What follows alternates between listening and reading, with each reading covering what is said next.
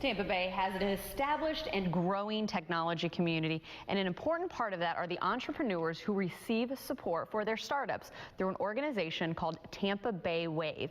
Back with us today is Robin Spodo, who is a member of the group. Robin, we were able to talk with you a few weeks ago about your Mama Bear app, but now we're going to talk about how Tampa Bay Wave helped. What were they able to do for you?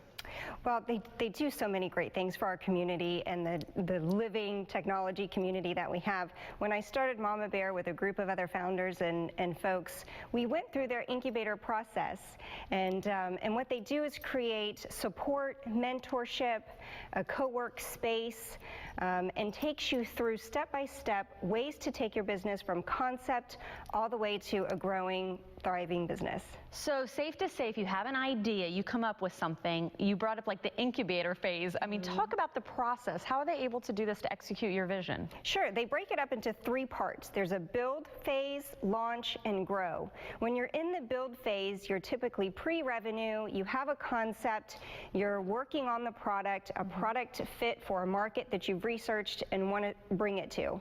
Once you get into launch, you now have a product that you're bringing to a market, you're validating your concept, and you're gaining customers and revenue. After that, you're in the grow phase, and they typically like to categorize that as a company that either has $1 million in revenue or $1 million in capital funding. So how were you able to see that they were able to take your idea specifically? I mean, you're not just believing in the organization, you've seen firsthand that it does help.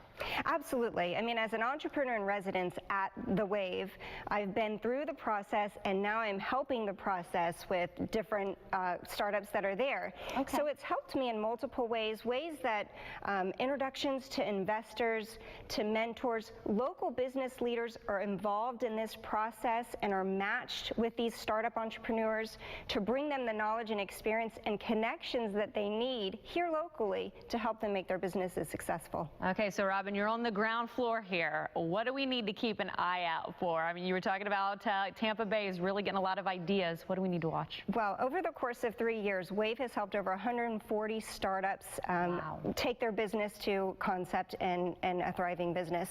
There's a handful, a dozen in the grow phase right now within Tampa Bay Wave, and a few that I really have my eye on. iTrekkers is one of them. It's an outdoor excursion booking site. If you want to do any fishing, outdoors activities, check out itrekkers.com. Pick My Kid really intrigued me because of my Mama Bear experience.